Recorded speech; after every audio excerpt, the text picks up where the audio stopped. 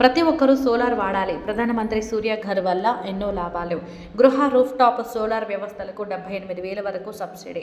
EE Sridhar Penukonda ప్రతి ఒక్క గృహ వినియోగదారులు ప్రధానమంత్రి సూర్య ఘర్ డిస్కమ్ సోలార్ వాడాలని పిలుపునిచ్చారు.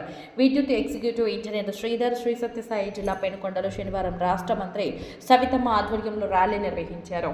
విద్యుత్ అధికారులు అనంతరం ఆర్డీఓ కార్యాలయం ఎదురుగా ఏర్పాటు చేసిన సోలార్ సిస్టమ్ గురించి మంత్రి సవితమ్మకు వివరించారు.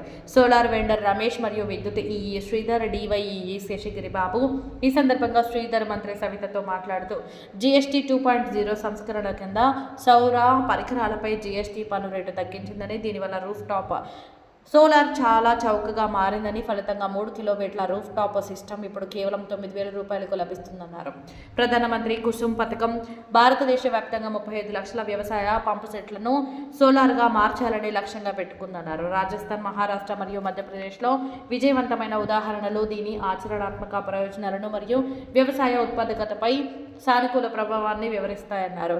మేక్ ఇన్ ఇండియా మరియు వికసిత్ భారత్ విజన్ లక్ష్యమని 500 మెగావాట్ల సోలార్ పార్కుల కోసం మొత్తం సుమారు 100 కోట్ల వరకు చేరుకుంటుందని, తగ్గించబడిన పన్ను విధానం మేకింగ్ ఇండియా పోటీతత్వాన్ని పెంచుతుంది మరియు హరిత పారిశ్రామిక విప్లవాన్ని నడిపిస్తుందన్నారు.